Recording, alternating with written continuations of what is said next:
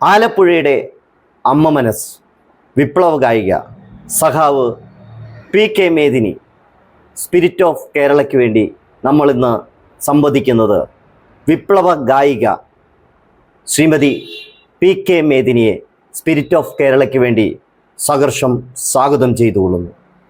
Red salute, red salute, രക്തസാക്ഷി ഗ്രാമങ്ങളെ, പുന്നപ്രവയലാർ ഗ്രാമങ്ങളെ, പുളകങ്ങളെ, വീരപുളകങ്ങളെ, വീരകേരളത്തിൻ്റെ രോമാഞ്ചങ്ങളെ, വിപ്ലവ കൊടിയിലെ രക്തരേണുക്കളെ, വീരകേരളത്തിൻ്റെ രോമാഞ്ചങ്ങളെ, വിപ്ലവ കൊടിയിലെ രക്തരേണുക്കളെ. ഏറ്റവും വിലമതിക്കുന്ന അവാർഡ് എന്നെ സംബന്ധിച്ചിടത്തോളം എല്ലാ ആളുകളുടെയും സ്നേഹം, അതൊരു അവാർഡാണ്. EMSന്റെ ഒന്നേയാൽക്കൂടി മലയാളം എന്നുള്ള നിരോധിച്ച പുസ്തകം ഒരു കെട്ട് കണക്കിന് എൻ്റെ കൊണ്ട് തന്നേക്കാൻ ഈ മനുഷ്യനാണ് കൃഷ്ണപിള്ളയെന്ന് എനിക്കത് മരിച്ചത് പാമ്പൂറ്റി മരിച്ച് യൂണിനാപ്പ് ചെന്നപ്പോഴാണ് കൃഷ്ണപിള്ളയാണ്. അപ്പം എനിക്ക് വല്ലാതെ കരച്ചിൽ തോന്നി. ഈ പാർട്ടിയിൽ കുറച്ച് ആളുണ്ട്, അവര് ശരിയല്ല, അവര് ശരിയായിട്ട് ഇത് എനിക്ക് രക്ഷപ്പെടാനൊക്കെ ഒന്നും തോന്നുന്നില്ല അങ്ങനെ പറഞ്ഞു. അത് കുറച്ച് വലിയ പ്രശ്നം ഉണ്ടാക്കിയതാണ്. ഏറെ സന്തോഷമുണ്ട്, അതിലേറെ ബഹുമാനമുണ്ട്. നമുക്ക് ഏവർക്കും അറിയാം, ഞാൻ ഈ ഇന്റർവ്യൂ ആദ്യം തന്നെ പറയുന്നു, വിപ്ലവ ഗായികയാണ് എന്നോടൊപ്പം ഇരിക്കുന്നത്. അതുകൊണ്ട് തന്നെ ഒരു വിപ്ലവ ഗാനത്തോടു കൂടി നമുക്ക് തുടങ്ങണം, തീരുന്നതും ഒരു വിപ്ലവ ഗാനത്തോടു കൂടി വേണം.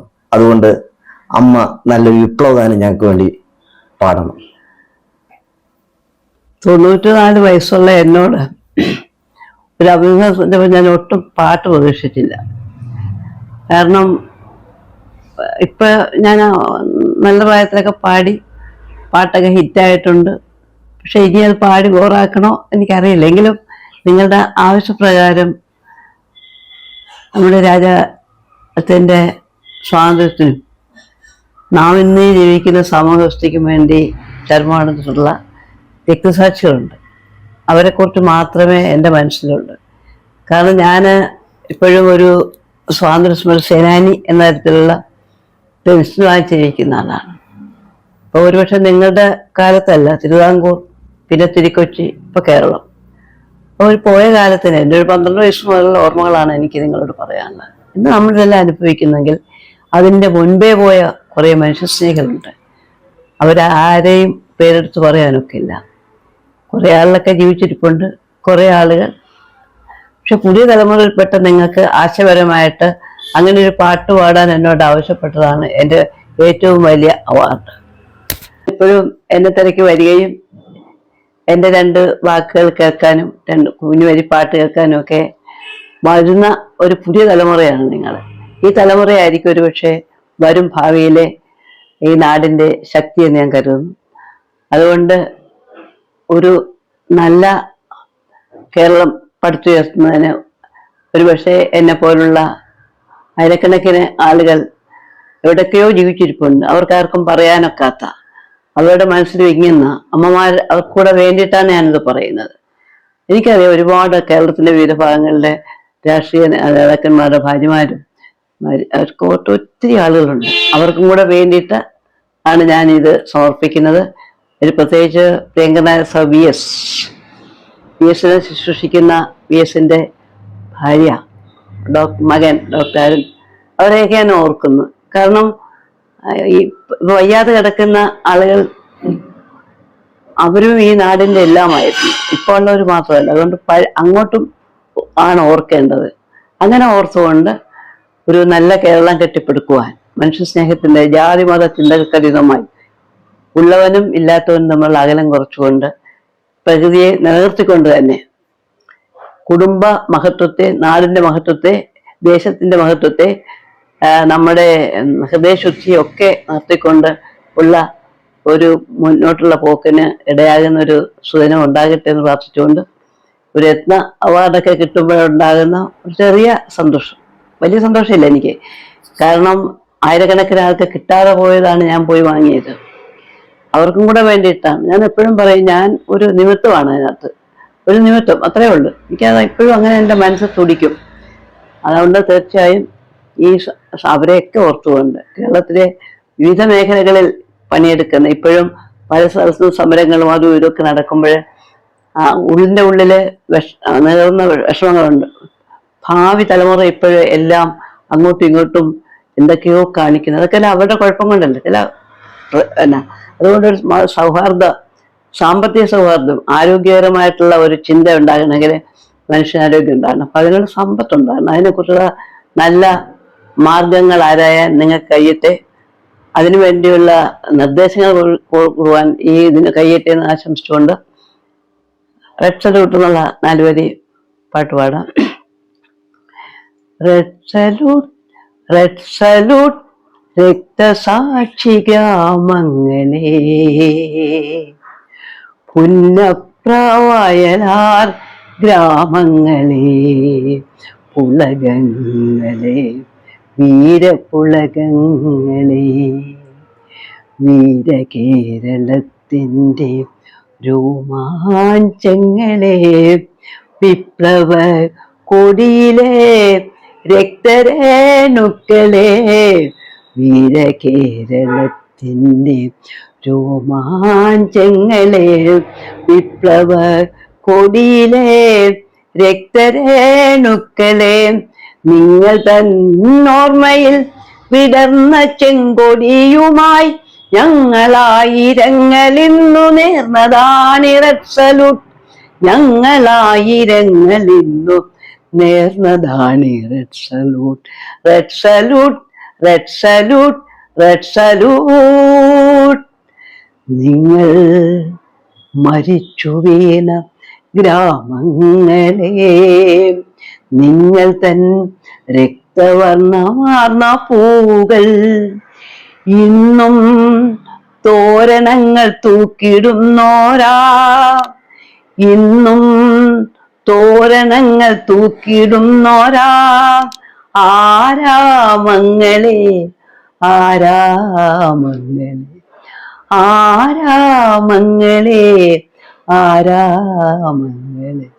Red salute, red salute, red salute. ഈ പാട്ട് എഴുതിയ കന്യാപുരം രാമേന്ദ്രൻ, അതിന് സംഗീതം ചെയ്ത ആലപ്പി സുരേഷ്, അവരെയൊക്കെ ഞാൻ ഓർക്കുക. ഈ പാട്ട് ഇപ്പൊ ഇന്ന് രാജ്യമൊട്ടാകെ ആളുകൾ പാടും.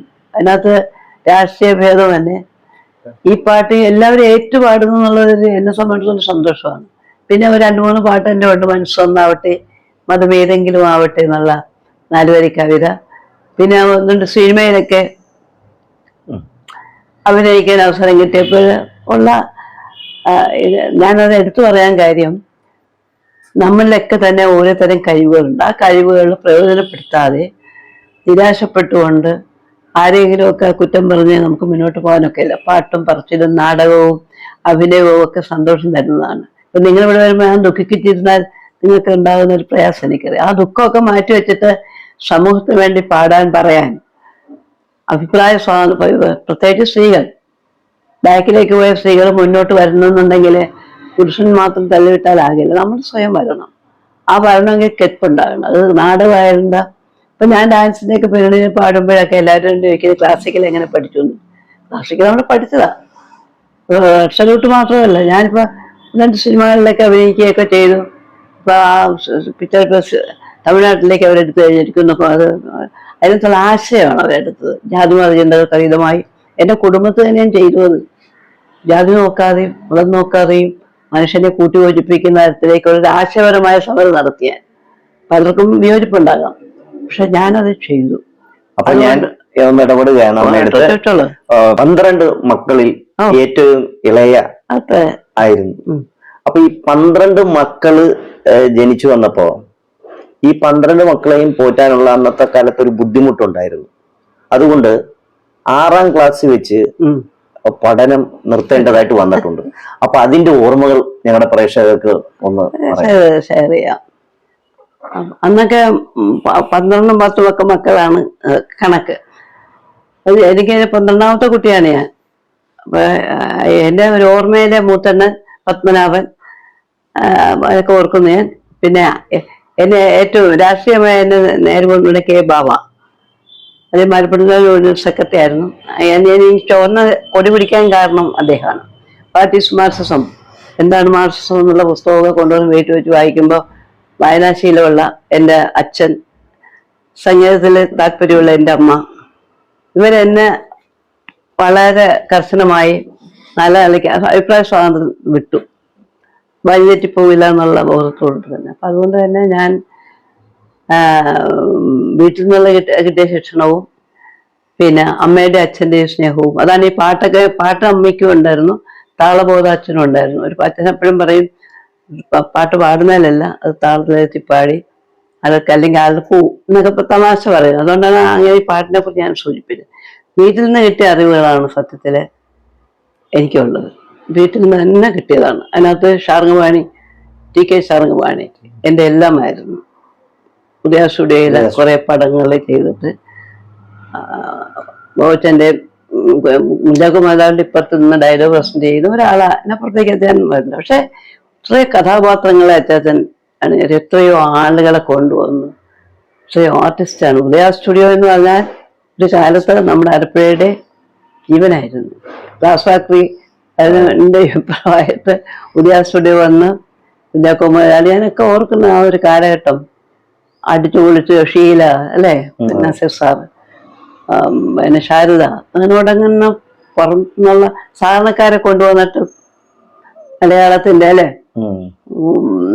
ഉണ്ണിയാർച്ച അടക്കം ചരിത്രത്തിൽ പെണ്ണ് എങ്ങനെയായിരിക്കണമെന്നെ കുറിച്ചിട്ട്, ഈ പെണ്ണിന്റെ മഹത്വത്തെ കുറിച്ചൊക്കെ അച്ഛത്തും പറയുമ്പോഴാണ് ഞാൻ നേരത്തെ ഒരു ചോദ്യം ചോദിച്ചു. 6ാം ക്ലാസ്സിൽ പഠിത്തം നിർത്തി പോരുകയാണ് ഞാൻ ചെയ്തത്. ഈ പറഞ്ഞതുപോലെ അമ്മയുടെ മരണം, പിന്നെ വീട്ടിലെ അടുക്കള നോക്കണമായിരുന്നു. അപ്പൊ അതുകൊണ്ട് അച്ഛൻ പറഞ്ഞു എന്ത് ചെയ്യാനൊക്കെ. അത് മാത്രമല്ല ഫീസും കൊടുക്കണമായിരുന്നു. 5ാം ക്ലാസ്സിൽ ഫീസൊക്കെ കൊടുത്തു. 6ാം ക്ലാസ്സിൽ ചെന്ന് കഴിയുമ്പോൾ ഫീസ് നിർബന്ധിതമായി. ഒരു പകുതി ക്ലാസ് ആയി കഴിയപ്പോൾ ഫാദറിനെ വിളിച്ചു പറഞ്ഞു. തുമ്പളി സ്കൂളായിരുന്നു നമ്മള്. പറഞ്ഞു ചെയ്യാനൊക്കെ വിഷമമുണ്ട് പറഞ്ഞു വിടുന്നതിൽ, ഞങ്ങൾക്കൊന്നും ചെയ്യാൻ പറ്റില്ല, അതുകൊണ്ടാണെന്ന് പറഞ്ഞപ്പോൾ ഞാൻ സന്തോഷത്തോട് സർട്ടിഫിക്കറ്റ് വാങ്ങിച്ചു. 6ാം ക്ലാസ് സർട്ടിഫിക്കറ്റ് ആണ് എൻ്റെ ജോലിയുടെ. ഞാൻ കേരള യൂണിവേഴ്സിറ്റി ജോലിക്ക് വന്ന പോലെ ഡേറ്റ് ഓഫ് ബർത്ത് കൊടുക്കാൻ വേണ്ടിയിട്ട് തുമ്പളി സ്കൂളിൽ പോയി സർട്ടിഫിക്കറ്റ് എടുത്തപ്പോൾ ഞാൻ എൻ്റെ കണ്ണ് നിറഞ്ഞു പോയി എൻ്റെ ഒരു അനുഭവ സമ്പത്ത്. അപ്പൊ അതുകൊണ്ടാണ് ഒരുപാട് പഠിത്തമില്ലെങ്കിൽ നമുക്ക് ജീവിച്ചു പോകാൻ തെളിയിച്ചത് ഇതുകൊണ്ടാണ്. ഇംഗ്ലീഷ് അറിയണമെന്നില്ലല്ലോ, മലയാളം നമുക്ക് സംസാരിക്കാം, ആരോടും പറയാനുള്ള ഒരു ആത്മധൈര്യം. പിന്നെ എനിക്ക് ചില കാര്യങ്ങൾ നിർബന്ധം ഉണ്ടായിരുന്നു. ഈ നമുക്കാവുന്നത് നമ്മൾ പറഞ്ഞിട്ടുള്ളൂ, ആവാത്തൊന്നും നമ്മൾ ചെയ്തിട്ടില്ല. അതിനാരെങ്കിലും വ്യതിചലിക്കുകയാണെങ്കിൽ പിന്നെ എനിക്ക് പറ്റുകയല്ല. അത് അങ്ങനെ ഒരു കുഴപ്പം എനിക്കുണ്ട്. അതുകൊണ്ട് ഒരുപാട് വിരോധികളൊക്കെ എനിക്ക് ഉണ്ടായിട്ടുണ്ട്. പക്ഷെ ഞാനതൊന്നും കണക്കാക്കിയിട്ടുണ്ട്. നാടകം, ജീവിക്കാൻ വേണ്ടി നാടകത്തിൽ അഭിനയിക്കുക, ഡാൻസിന്റെ പിന്നണി പാടുക, പറ്റുമെങ്കിൽ സിനിമയിൽ അഭിനയിക്കുക, പിന്നെ സംഘടനയുടെ സെക്രട്ടറി ആകുക, പ്രസിഡന്റ് ആകുക, പിന്നെ ഗ്രാമപഞ്ചായത്തിൽ സ്ത്രീകളുടെ പങ്കെന്താണ്, ഇലക്ട്രിസിറ്റി ബോർഡ് ഓഫീസിൽ നിന്ന് വഴക്കുണ്ടാക്കുക, ഇതൊക്കെ നാട്ടുകാർക്ക് വേണ്ടി ചെയ്തതാണ്. അല്ലാതെ ഒരിക്കലും എനിക്ക് എല്ലാവരും ചോദിക്കുമല്ലോ ചേച്ചി ഇതൊക്കെ ചേച്ചിക്കെന്നുണ്ട്. ഞാൻ പറയും എനിക്ക് ഉള്ളത് ഈ ലോകത്തുള്ള എല്ലാവരും എൻ്റെ സ്വന്തമല്ലേ. എന്നെ അറിയുന്നത് പി കെ മേദിനി എന്ന് പറയുമ്പം ഒരു പാർട്ടിക്ക് എന്നെ അവഗണിക്കാൻ ഒക്കത്തില്ലേ.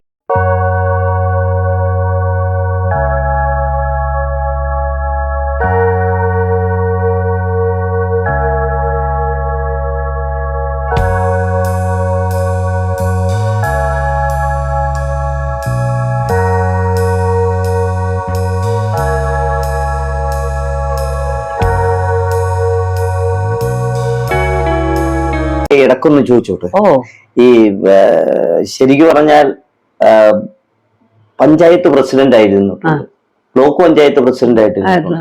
പക്ഷെ ഒരുപക്ഷെ നിയമസഭാ സാമാജിക ആകാനുള്ള ഒരു ദൗത്യത്തിലേക്ക് കൂടി വന്നതിനും വിദ്യാഭ്യാസത്തിന്റെ ഒരു കുറവ് ഒന്നുമല്ല. വിദ്യാഭ്യാസ യോഗ്യത അങ്ങനെയാണെങ്കിൽ ഡൽഹിമ കയറി വരികയല്ലോ. ഓ അല്ല, എനിക്ക് അങ്ങനെ തോന്നി, അതാണ് ആ ക്വസ്റ്റ്യൻ ഞാൻ ചോദിച്ചത്. അല്ലല്ല, ആ ഒരു മോഹം എനിക്ക് ജില്ലാ പഞ്ചായത്തിലേക്ക് ഞാൻ പോയില്ലല്ലോ. ഇപ്പൊ രാജേഷിലേക്ക് ഇരിക്കുന്ന ഉള്ള മേഖലകളിൽ ഒരുപാട് ജില്ലാ പഞ്ചായത്തുകൾ വന്നായിരുന്നു.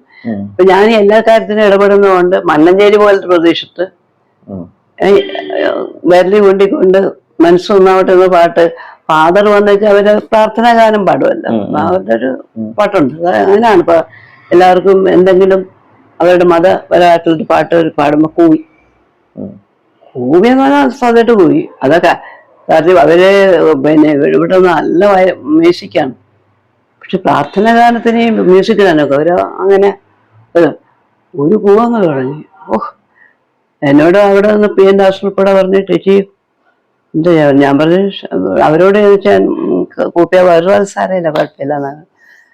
എന്നിട്ട് ഞാൻ പറഞ്ഞു ഞാനൊരു പാട്ട് പാടാൻ പോവാണ്, നിങ്ങൾ എന്നെ കൂവണം, കൂവയാൻ ഇറങ്ങി പോരില്ലെന്ന് പറഞ്ഞു.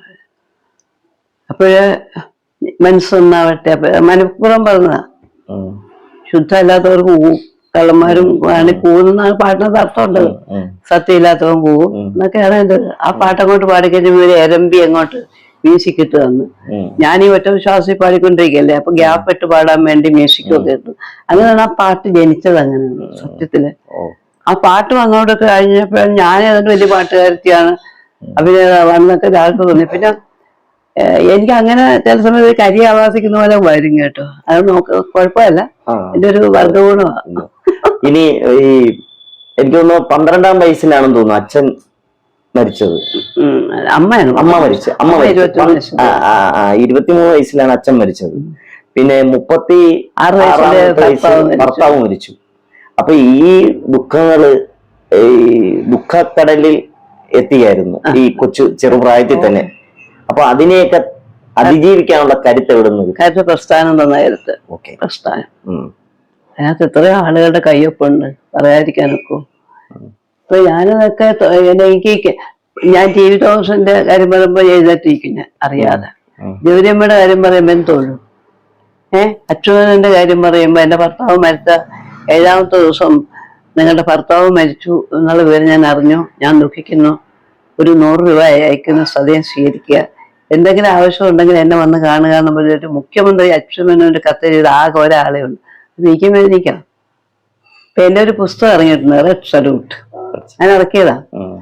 ഞാൻ കടന്നു വന്ന വഴികൾ പച്ചയായിട്ട് നമുക്ക് പറ്റിയ തെറ്റുകൾ, നമ്മള് എല്ലാം ചെറിയ തെറ്റും പറ്റും നമുക്ക്.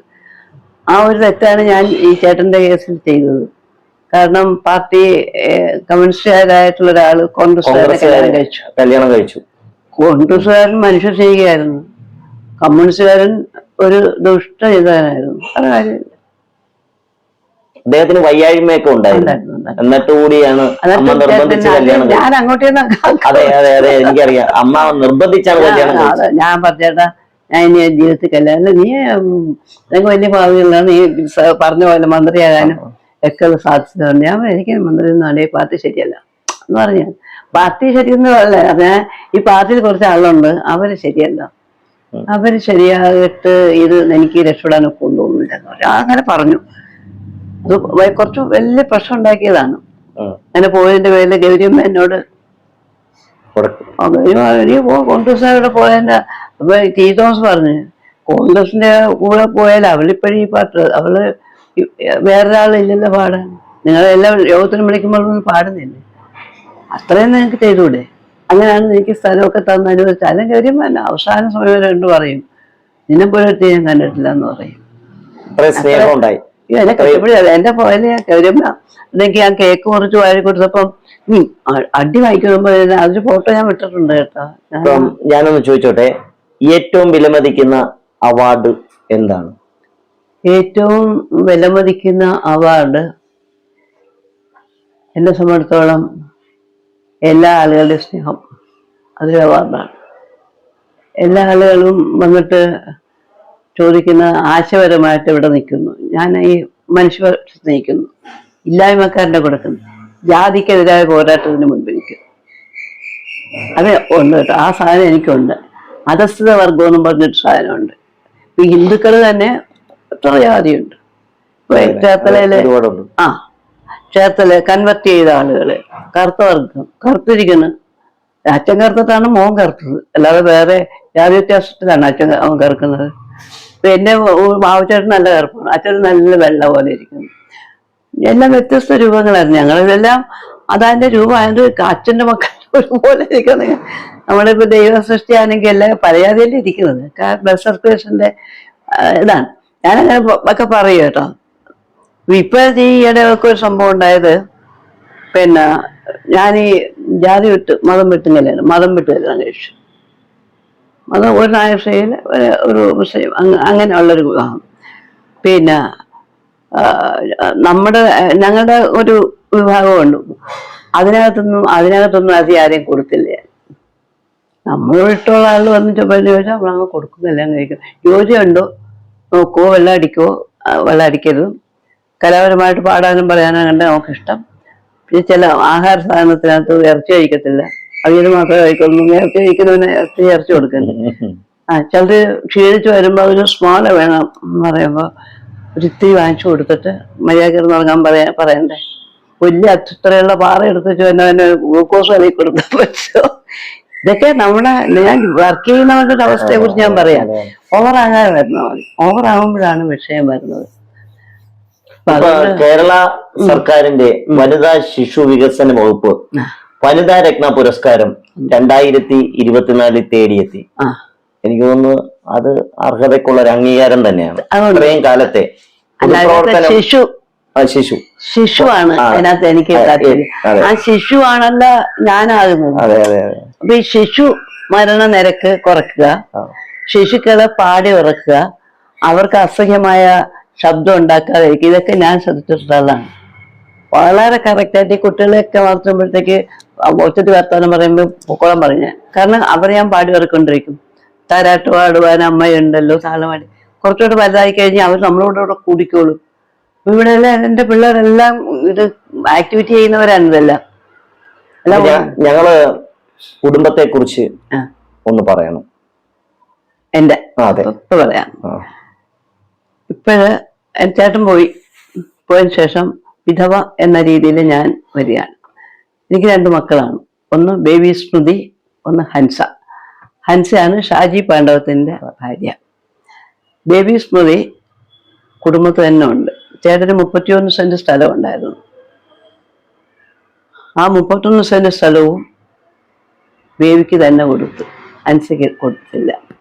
എന്തുകൊണ്ടാണ് കൊടുക്കാന്ന് വെച്ചാൽ 22 സെന്റ് സ്ഥലം ഗൗരി അമ്മ ഈ ദേഷ്യമൊക്കെ ആണെങ്കിലും അവളി പാർട്ടിക്ക് വേണ്ടി ഞാൻ എന്ത് ചെയ്തു, ഞാൻ അഡ്വക്കേറ്റ് പാർട്ടി വരികയായിരുന്നു.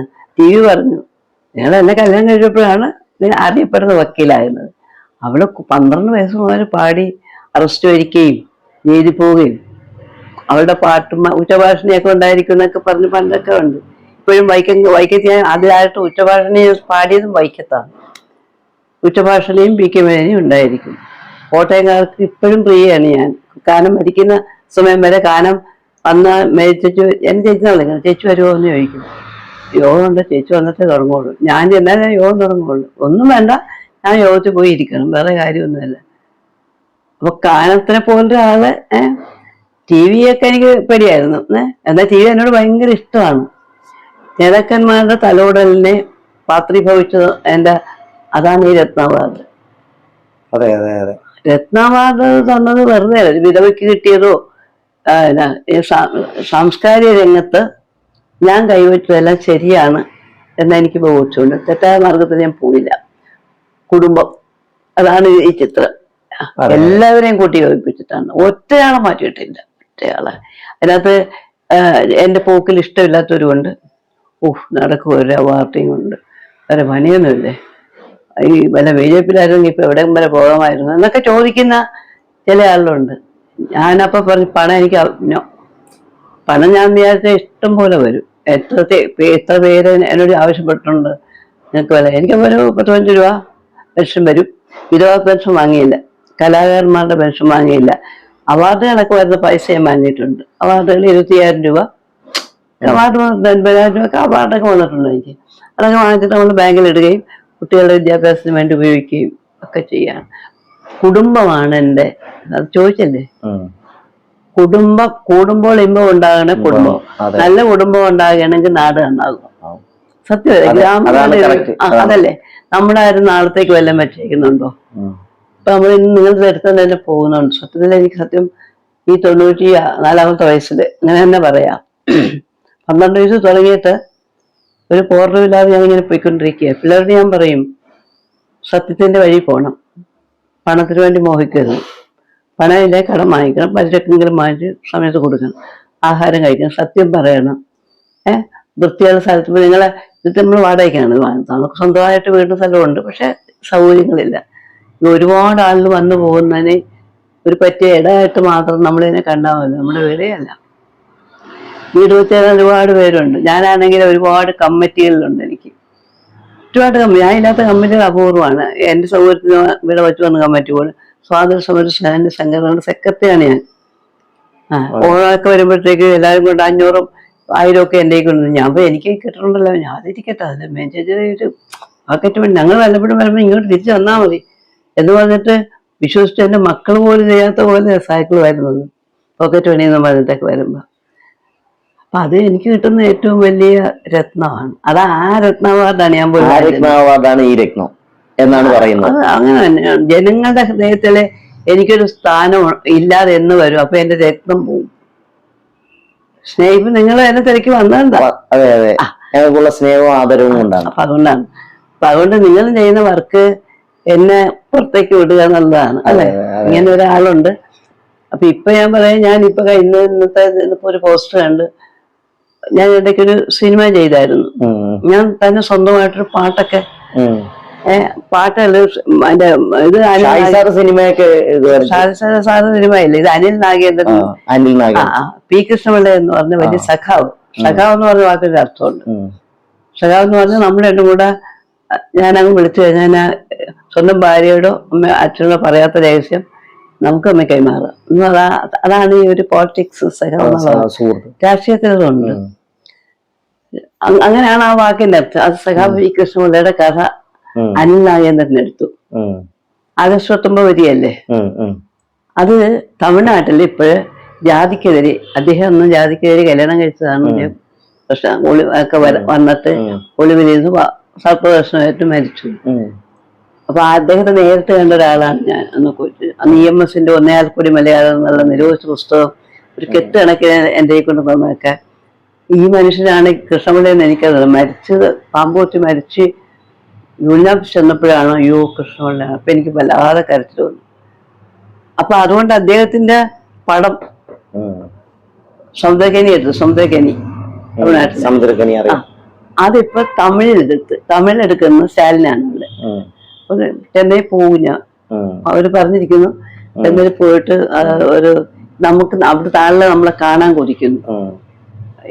ഇത്രയും വിദ്യാഭ്യാസം മാത്രമുള്ള ഒരാള് ഈ രംഗത്ത്, രാഷ്ട്രീയ സാമൂഹ്യ രംഗത്ത് ഇങ്ങനെ പിടിച്ചു നിൽക്കാനുണ്ടായ കാരണങ്ങൾ എന്താണ്?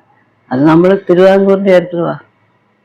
അത് തമിഴ്നാട്ടിൽ ഈ ലോകത്ത് ഒരിടത്തും കിട്ടുകയില്ല. അത് നമുക്ക് കിട്ടിയ ആലപ്പുഴക്കാരുടേതാണ്.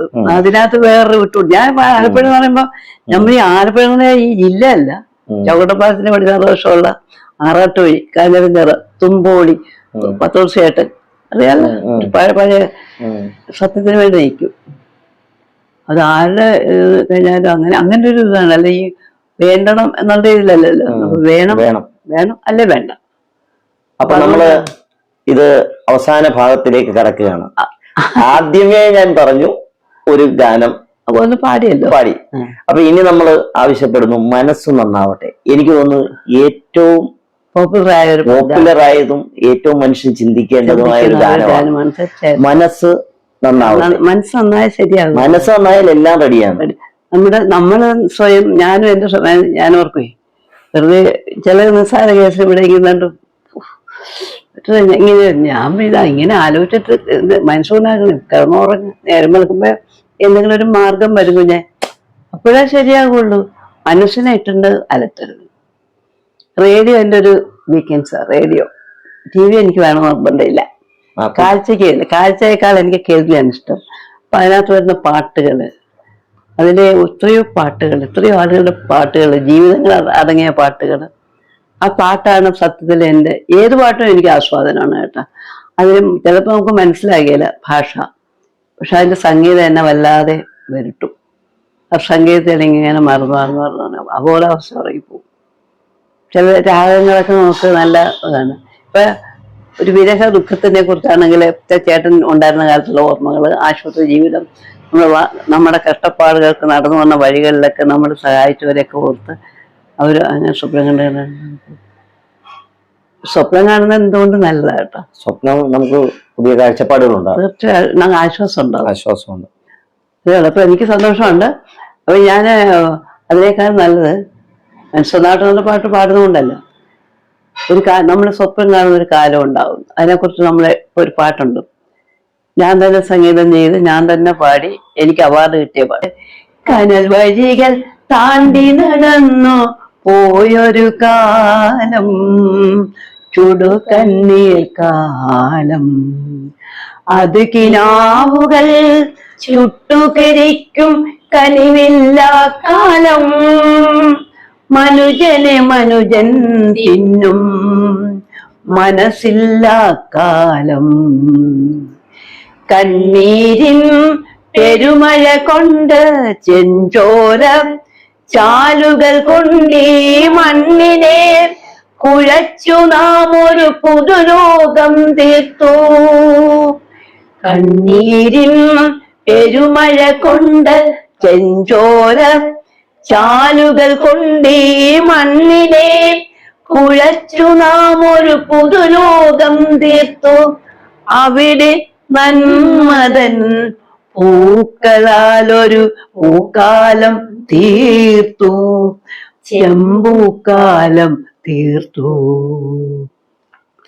കത്തുന്ന വേനലിലൂടെ കനിവിനായി കരഞ്ഞുകൊണ്ട് കനൽ വഴികൾ താണ്ടി നടന്നു പോയൊരു കാലം, ചുടുകണ്ണീർ കാലം, മതങ്ങൾക്കതീതമായി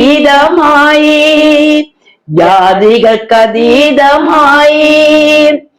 മനുഷ്യരായി നിന്നുകൊണ്ടീ മണ്ണിനെ കാക്കാം.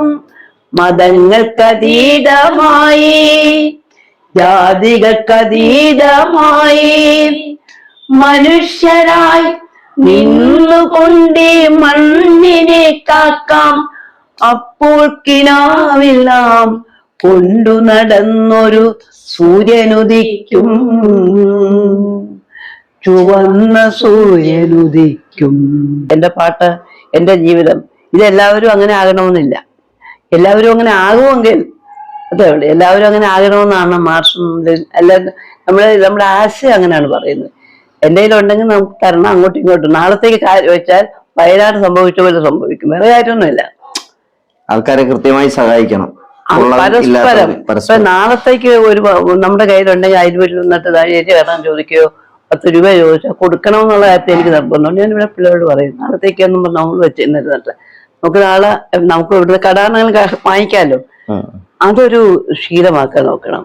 മറ്റുള്ളവന്റെ സ്നേഹവും അവന്റെ വിശപ്പടക്കാൻ, അവന്റെ ദുഃഖം എല്ലാ ദൈവങ്ങളും എന്താ പറയണ മറ്റുള്ളവരെ ആശ്വസിപ്പിക്കാനാണ്, അല്ലെ?